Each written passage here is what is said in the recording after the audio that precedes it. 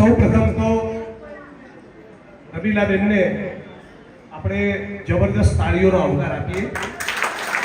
એમણે ફાઉન્ડેશન તો રાખ્યું પણ આપણને બધાને એકત્રિત પણ કર્યા.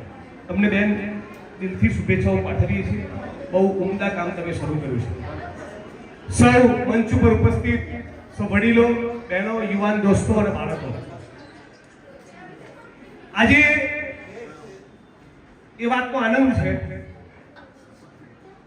કે સમાજનો એક એવો ગરીબ વર્ગ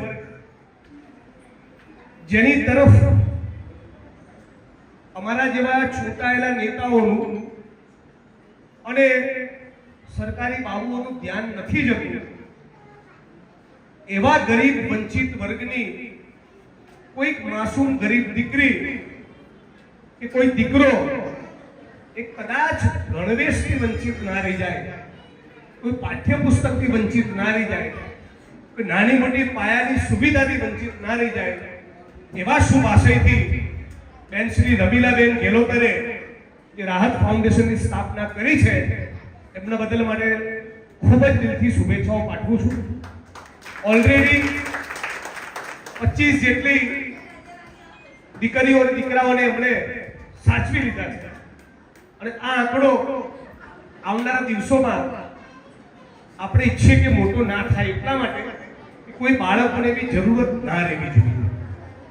ફાઉન્ડેશન મજબૂત થાય પણ ઓછામાં ઓછા બાળકોને મારી જોડે કે તમારી જોડે મદદ માટે આવવું પડે, એક એવી વ્યવસ્થા સમાજની અને વહીવટી તંત્રની ઊભી થવી જોઈએ.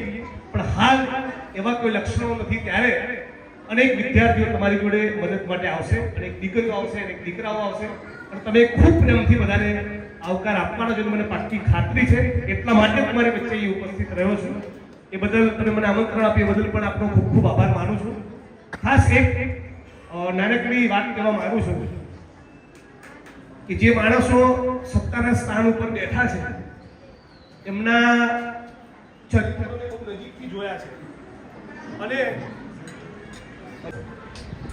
જે માણસો સત્તાના સ્થાન ઉપર બેઠા છે એ કેવા પ્રકારના માણસો છે, એટલે તમને ખાસ રાહત ફાઉન્ડેશન ના તમામ હિસાબ કિતાબ દીવા જેવા ચોખ્ખા રાખજો. આ ભાઈ તરીકે તમને સલાહ આપું છું. મારી સાથે જેનો ફોટો પડ્યો એનો રિપોર્ટ આજે જ સાંજે આઈબીમાં જવાનો. મને કાર્યક્રમમાં બોલાવી તમે તમારું સારું કર્યું કે નહીં મને ખબર નથી, મારી તો શુભેચ્છાઓ છે, પણ સામે જે ડાઘિયાઓ બેઠા છે એમનું બરાબર ઓળખું છું, એટલે ખાસ કહું છું તમારું પ્રોપર ઓડિટિંગ કરાવજો. સમાજના 5 વડીલ આગેવાનોને જોડે રાખજો, જે તમારી કાપસી પૂરે, તમારી શાખ પૂરે. બે વસ્તુ કડક કાનની બૂટ પકડીને તમને કહેવા જેવું હોય તો મનુભાઈ કે ડીએલ પરમાર જેવા મિત્રો તમને કહી શકે. કાનની બૂટ પકડીને ભૂલ થાય તો સ્વીકારવાની, પણ આપણે તૈયારી રાખવાની. આ ઘરનું કામ છે અને હું દિલથી ઈચ્છું છું કે તમારી ખૂબ પ્રગતિ થાય. એટલા માટે આ મુદ્દે આપણે ખૂબ બધાએ કેરફુલ લેવાની જરૂર છે. આજે બીજું તો શું બોલવું મને સૂચતું નથી, પણ એટલા માટે તમને બધાને એક વિનંતી કરું છું, કરુણ વિનંતી. તમે બધા થોડાક પ્રશ્નો પૂછો અને હું એનો જવાબ આપું, એવો એક આપણે ડાયલોગ કરીએ, વાતચીત થાય આપણી વચ્ચે. હું જાહેર જીવનમાં છું, ધારાસભ્ય છું, 2 વખત તો અનેક મુદ્દા ઉપાડતો છું, અનેક પ્રશ્નોમાં લડતો છું. તમારે મનમાં પણ કોઈ સવાલ હશે, મંચ ઉપરથી કોઈને સવાલ હોય, એન્કરિંગ કરનારા મિત્રોમાંથી કોઈને સવાલ હોય કે સામે ઓડિયન્સમાં બેઠેલા તમારામાંથી કોઈને સવાલ હોય તો તમે કે સવાલ પૂછો. તમારી કોઈ લાગણી વ્યક્ત કરવી હોય, તમારા મનમાં કોઈ પ્રશ્ન હોય, વિધાનસભામાં મારે કોઈ બોલવા જેવી વાત લાગતી હોય એ પણ તમે કહી શકો છો. થોડીક આપણે સવાલોની આપલે કરીએ તો મને લાગે છે કે મારે લાંબુ બીજું કોઈ ભાષણ કરવું એના કરતા શુભેચ્છાઓ તો એમને પાઠવી દીધી અને એમનું સરસ જ થવાનું છે. રાહત ફાઉન્ડેશનને પૂરી રાહત મળવાની જ છે, પણ એના સિવાય પણ આપણે કંઈક વાત કરવી હોય તો તમે કોઈ તમારામાંથી થડાવાળા મિત્રો સવાલ પૂછે તો મને જરાક સારું લાગશે. છે કોઈના કોઈ મનનો પ્રશ્ન વાત? બોલો, આરોપી હાજર છે. જે પણ તમારા મનમાં પ્રશ્નો હોય, વિદ્યાર્થીઓના મનમાં, બહેનો, આટલી બધી મોટી સંખ્યામાં બહેનો છે તમારામાંથી, બીજું ચાલતું એવું આપો. ચાલુ છે.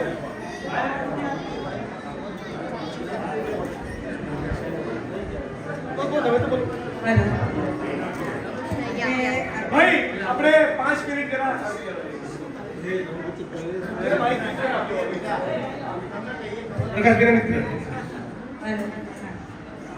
આપણે ઉપસ્થિત થયા છે રાહત ફાઉન્ડેશન, જે એજ્યુકેશનના લગતી બધું આજે છે એના વિશે હું પ્રશ્ન પૂછીશ કે 2014થી કઈ લગભગ અત્યારે 2026 સુધી 93,000 ગવર્મેન્ટ સ્કૂલો બંધ થઈ ગઈ છે. તો એજ્યુકેશન એ મોસ્ટ ઇમ્પોર્ટન્ટ છે. આ છોકરાઓ જે આપણે એડપ્ટ કરવા પડે છે, જો ગવર્મેન્ટ સ્કૂલો સારી હોય, ત્યાં છોકરાઓને સારી સુવિધાઓ મળતી હોય તો આ નીડ ઊભી જ ના થાય. એટલે અને પ્રાઇવેટ સ્કૂલોની ફીઓ બહુ જ હાઈ છે. એટલે જેના ઘરમાં 2-3 હોય બાળકો, મેં ગવર્મેન્ટ સ્કૂલોમાં વિઝિટ કરેલી છે અમુક, તો એમાં જોઉં છું કે છોકરીઓની સંખ્યા બહુ વધારે હોય છે અને છોકરાઓની સંખ્યા બહુ ઓછી હોય છે. તો ત્યાં પ્રિન્સિપલને મેં એક સવાલ પૂછ્યો હતો કે કેમ એવું તો છે ને કે ભારત દેશમાં છોકરીઓની સંખ્યા ઓછી છે, ઓલમોસ્ટ 50-50 છે, તો એવું કેમ? અને એમનું કહેવું એવું થયું કે ઘરમાં 2-3 બાળકો હોય ને તો એ લોકો એવું જ ઈચ્છે કે છોકરાઓને સારું એજ્યુકેશન આપે, છોકરીઓને ચાલશે જેવું હોય. તો પ્રાઇવેટ સ્કૂલોની ફીઓ જો ઓછી થઈ જતી હોય ને તો પેરેન્ટ્સ બધાને સરખું એજ્યુકેશન આપે. તો તમે વિધાનસભામાં છો એટલે આ મુદ્દો ઉઠાવો. સવાલ સમજાયો? બેને એવો સવાલ પૂછ્યો કે આપણા દેશમાં 2014 થી આ 2026 આવી, આ 10-12 વર્ષના સમયગાળા દરમિયાન 93,000 જેટલી સરકારી સ્કૂલો બંધ થઈ ગઈ છે. મંચ ઉપરના મિત્રો અને છેલ્લી લાઈન સુધી બધા એક સાથે બોલો, કેટલી સ્કૂલો છેલ્લા 10 વર્ષમાં બંધ થઈ? હજી બરાબર અવાજ નહીં આવ્યો. બોલો, કેટલી સ્કૂલો બંધ થઈ? જોગણો હાથ ઊંચો કરીને બોલો, કેટલી સ્કૂલો બંધ થઈ? આને કહેવાય અચ્છી દિન. 93,000 સરકારી સ્કૂલો બંધ થઈ. બેટા આ બાજુ અવાજ નહીં, હીરો આ બાજુ અવાજ નહીં. 93,000 સરકારી સ્કૂલો બંધ થવાના કારણે કોઈ બિલ્ડરો, પૂંજીપતિઓ, ઉદ્યોગપતિઓ, ધારાસભ્યો, સંસદ સભ્યો, મંત્રીઓ, IAS IPS અધિકારીઓ, એમના દીકરા દીકરીઓનું ભણતર બગડવાનું? એમના દીકરા દીકરીઓ ક્યાં ભણે છે? પ્રાઇવેટ સ્કૂલોમાં. મોંઘી ફી ચૂકવે છે. ઘરે શિક્ષક ટ્યુશન આપવા માટે આવે અથવા તો મોંઘાદાર ટ્યુશન ક્લાસીસમાં જતા હોય. આ 93,000 સ્કૂલો બંધ થવાના કારણે જે દીકરીઓ અને દીકરાઓ નહીં ભણી શકે, એ દેવી પૂજક સમાજના છે, એ ઠાકોર સમાજના છે, એ દલિત સમાજના છે, એ કોળી પટેલ સમાજના છે. આ કોના દીકરા દીકરીઓ છે? આશા વર્કર ને આંગણવાડીની બહેનોના દીકરા દીકરીઓ છે, જે લોકો ચણતર પ્લાસ્ટરનું કામ કરવા જાય છે, ઈંટોના ભઠ્ઠામાં જાય છે, કેમિકલની ફેક્ટરીઓમાં જાય છે, જે લોકો સિક્યુરિટી ગાર્ડ તરીકે નોકરી કરે છે. આ જે ભારતીય સમાજનો ગરીબ માણસ છે, ગરીબ વર્ગ છે, એના દીકરા દીકરીઓ આ 93,000 સરકારી સ્કૂલો બંધ થવાના કારણે હવે ભણી શકવાના નથી. તો 1947માં દેશ આઝાદ થયા પછી 47 થી 57, 67, 77 સુધીની સરકારોને એવું ટેન્શન હતું કે આ બાજુ કોણ અવાજ કરે છે? દોસ્ત આ બાજુ અવાજ નહીં, બધા બેસી જાઓ. એ વખતની સરકારોને ટેન્શન હતું કે આટલી પ્રચંડ વસ્તી, આમને ક્યારે ખવડાવીશું, આમના રાશનની શું વ્યવસ્થા કરીશું, હજારો લાખો કરોડો લોકોના માથે છત નહીં, એમને ક્યારે ઘરનો પ્લોટ આપીશું, ક્યારે લોકોને 2 ટંકના રોટલા ભેગા કરીશું, ક્યારે સ્કૂલો બાંધીશું. અત્યારની સરકાર જે બાળકો ભણતરથી વંચિત છે એને ભણાવવાના બદલે એક એવું ષડયંત્ર હાથ ધર્યું છે कि ना रहेगा बांस ना बजेगी बांसुरी। मजूरियाओ જોઈએ છે, દાડિયાઓ જોઈએ છે, કડિયા નાકે મોકલવાના છે। શું કરો? આ દલિતોને, આદિવાસીઓને, મુસ્લિમોને, વાદી મદારીને, ઓબીસીને ચૂપચાપ સરકારી સ્કૂલ બંધ કરી દો એટલે બધા કડિયા નાકે ટિફિન લઈને જશે, બધા ખેતરમાં દાડિયું કરવા માટે જશે।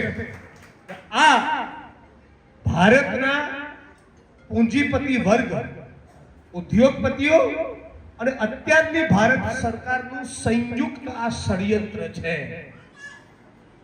ગૌતમ અદાણીને અદાણી શાંતિગ્રામની અંદર 15,000 મકાન બનાવવાના હોય અને મનોભાઈ તો બિલ્ડર જો, એક મકાનમાંથી કેટલું કમાય માણસ? 3 BHK ના ફ્લેટની સ્કીમ મૂકી હોય એવરેજ, તમે કેટલું કમાય ના કહેતા, માણસ કેટલું કમાય બિલ્ડર એવરેજ? કોઈ 10, 15, 20, 25, 50 લાખ કમાય ને, બરાબર? આ મારો અવાજ આવે છે છેલ્લે સુધી? આ અદાણી શાંતિગ્રામની અંદર દાહોદનો, ગોધરાનો, પંચમહાલનો, બાંસવાડાનો, ડુંગરપુરનો આદિવાસી કડીઓ મજૂર એ 800 રૂપિયા મજૂરી લે તો અદાણીને ફાયદો થાય, 400 રૂપિયા લેતો અદાણીને ફાયદો કઈ રીતે થાય? મજૂર 800 રૂપિયા ભાવ કરે કે 400 રૂપિયા કરે તો 400 રૂપિયા, જેથી એણે મજૂરીના પૈસા ખાસ ચૂકવવાના થાય નહીં। હવે 100 મજૂરની જરૂર હોય અને 60 મજૂર હોય તો પેલા 60 મજૂરો ભાવ ખાય।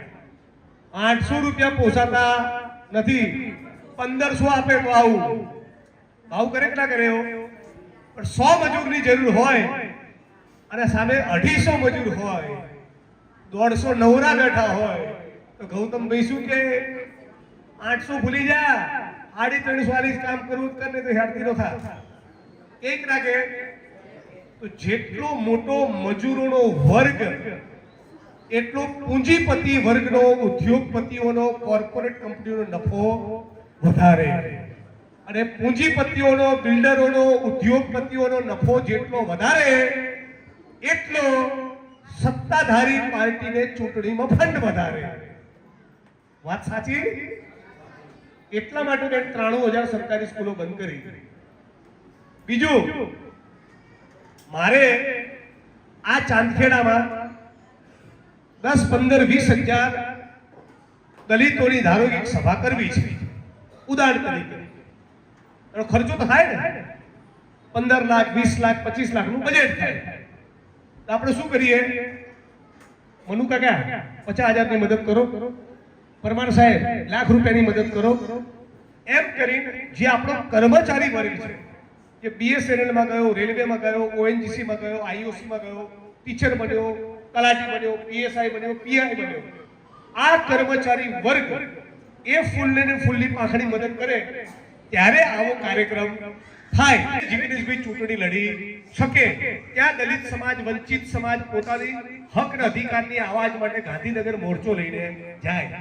બાકી પૈસા છે આપણી જોડે, મોટા પૂંજીપતિ છે અદાણી અંબાણી જેવા ના। એટલે આ લોકોએ જોયું કે આ આટલું બધું જોર કરે છે, હમણાં ફંડ કોણ કરે છે? તો કે આ નાનો કર્મચારી વર્ગ ફંડ કરે છે। આ કર્મચારીઓ બન્યા કઈ રીતે? પરીક્ષા પાસ કરીને। તો શું કરો? અનામતની મારી દો ચોકડી, પણ અનામતની ચોકડી મારો, મનુભાઈ રોડ ઉપર આવે, DL પરમાર રોડ ઉપર આવે, સુબોધ પરમાર રોડ ઉપર આવે, રમીલાબેન ને જિગ્નેશભાઈ રોડ ઉપર આવે, તો શું કરો? કામ કરો, રેકોર્ડ ઉપર ચોપડે અનામત નહીં કાઢવાની, ફિક્સ પગાર આઉટસોર્સિંગ કોન્ટ્રાક્ટ લાવી દો, એટલે ક્યાંય તમારે સરકારી કાયમી નોકરી આપવાની વાત રહે નહીં। એટલે અનામતે પૂરી અને કોન્ટ્રાક્ટ સિસ્ટમમાં 8 કલાકના 350 રૂપિયાના હિસાબે ચૂકવો। કડીની GODC માં, કલોલની ફેક્ટરીમાં, નરોડામાં, છતરાલમાં અને ઓઢવ, ભારતનો ગરીબ વર્ગ એ વધારે ગરીબ બને, મજૂરની દીકરી અને દીકરો એ મજૂર બને। ફરી કોઈ વણકર સમાજના ભાઈઓ 6 કરોડ ભેગા કરીને આવું સેવા સદન બનાવી શકે નહીં। એના માટેનું ષડયંત્ર છે અને આ ષડયંત્રના ભાગ રૂપે ધીમે ધીમે સિસ્ટમેટિકલી સરકારી સ્કૂલો કરી બંધ, પરીક્ષાની ભરતી બહાર પાડવાની નહીં, એક્ઝામ લેવાય તો પેપર ફૂટી જાય, પેપર ફૂટે નહીં તો મૌખિકમાં હસમુખ પટેલ બેઠા જ છે, જેવા જોવે કે રબારી છે, ઠાકોર છે, આદિવાસી છે, ચૌધરી છે, ગેલોતર છે, એટલે લેખિતમાં 100 માંથી 95 લાયા હોય તો મૌખિકમાં આપે 7 અને લેખિતમાં જે સાધન સંપન્ન વર્ગના માણસો છે એ લેખિતમાં 100 માંથી 65 લાયા હોય તેમને મૌખિકમાં આપી દે 55. અને આપણા છોકરાથી એક કદમ આગળ મૂકીને જા તું લાગી જાય જીપીએસસી. એટલે મુદ્દે આખી સિસ્ટમ આદિવાસી, ઓબીસી, દલિત જ્યાં ઊભો છે ત્યાં ઠેરના ઠેર નથી રાખવા માંગતા, હતા ત્યાંથી પણ લાત મારીને પાછા કરવા માંગે છે. અને એટલા માટે આ સરકારી સ્કૂલો બંધ કરી અને આવું બોલું છું એટલે મને આસામની જેલમાં લઈ જાય છે. બોલો બીજા કોઈનો સવાલ? બજેટમાંથી સમરસ હોસ્ટેલો બનાવવા. સમરસ હોસ્ટેલો ખાલી શેડ્યુલ કાસ્ટ માટે હોય, પણ એ સમરસ હોસ્ટેલમાં ઓબીસી, પટેલ, બ્રાહ્મણ, વાણિયા બધાનો સમાવેશ કરવામાં આવે. બજેટ આપણું અને ફાયદો એમને, તો એ બંધ થવું જોઈએ. એ ઉપરાંત જેટલી વસ્તી હોય એ પ્રમાણે બજેટમાં ફાળવણી થવી જોઈએ. બોલો બીજા કોઈનો સવાલ? હા, સવાલ એ છે કે અમે તમને ખોવા માંગતા નથી. તમે લોકસભા, સંસદ અથવા વિધાનસભામાં સભ્ય હોવા જોઈએ. અલ્પેશ ઠાકોર ભાજપમાં જતા રહ્યા, હાર્દિક પટેલ જતા રહ્યા, ચૈતર વસાવા લડાયા હતા જે ભાજપમાં નહીં જોડાયા અને કોઈ ને કોઈ રીતે એમનો અત્યારે લગભગ એમનું વિધાનસભા સભ્ય જતું રહે એવી દેખાઈ જાય. તો તમારું આવું ન થાય એના માટે તમારી શું તૈયારી? જો તમને આસામમાં લઈ જાય તો અમે બધા લોકોની રોડ ઉપર ઉતરવાની તૈયારી પૂરેપૂરી, પણ એ રોડ ઉપર ઉતરો એ અલગ વસ્તુ. એકાકીય રીતે જો તમારે થોડું આવું થાય તો તમારી શું તૈયારીઓ હોય?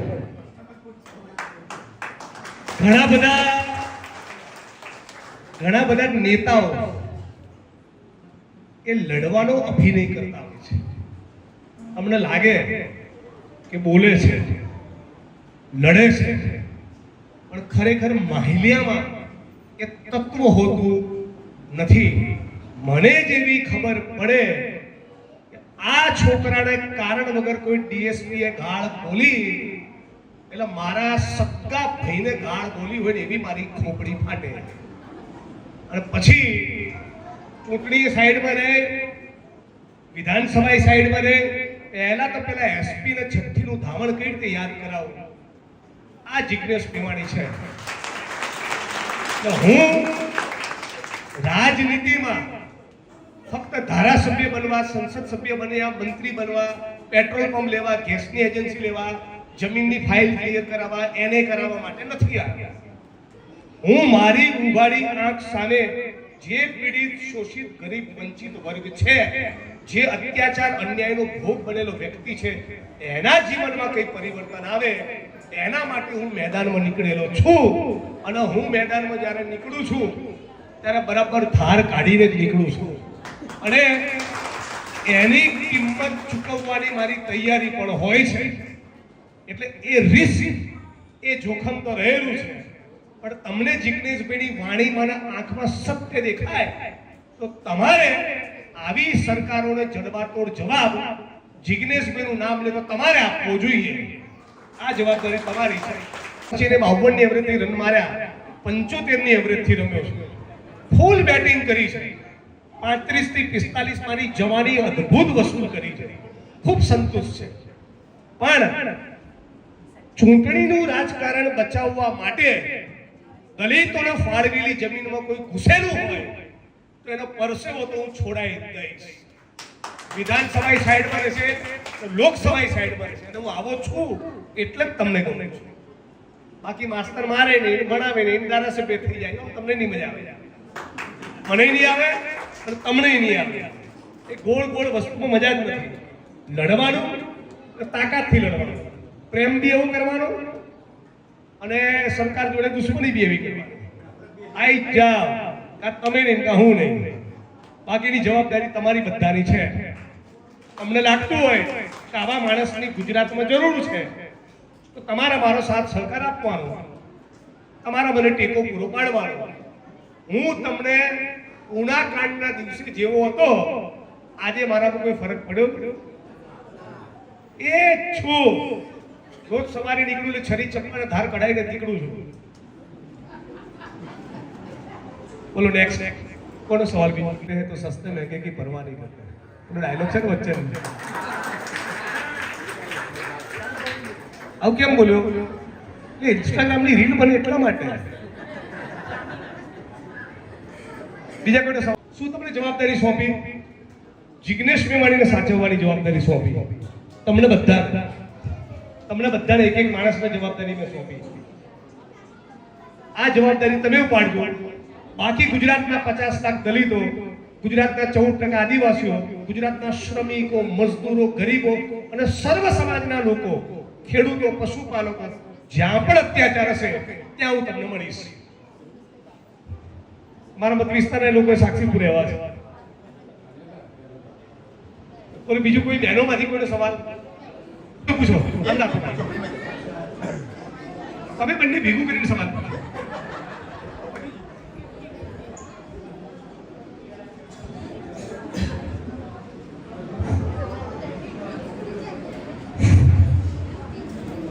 એક જ સવાલ છે કે અત્યારે જે સ્કૂલો બંધ થઈ ગઈ છે બરાબર, પણ ગવર્મેન્ટ તો ઠીક છે, પણ આપણે જે આગળ પડતા છે એ લોકો કેમ નથી વિરોધ કરતા? એ લોકો કેમ એવું નથી કરતા કે આ પ્રાઇવેટ સ્કૂલો જે અત્યારે એપોલો છે કે પોર્ટર છે કે એક્સાઇઝ છે બી એનું કેમ એ કારણ કેમ એ નથી કે એ લોકો કેમ નથી ધ્યાન દેતા? જેમ કે સાંભળો ભાઈ, બેનનો સવાલ એ હતો કે સરકારી જે સ્કૂલો હોવી જોઈએ સારી ક્વોલિટીની, એ જ પ્રમાણે આરોગ્યની સુવિધા પણ પ્રાઇવેટ જેવી સરકારમાં મળવી જોઈએ. એપોલોમાં, સાલમાં, સ્ટર્લિંગમાં, એસસીજીમાં જે પ્રમાણેની ફેસિલિટી છે, જો ખાનગી માણસો આવી હોસ્પિટલ બનાવી શકે તો સરકાર તો બનાવી જ શકે, ના બનાવી શકે?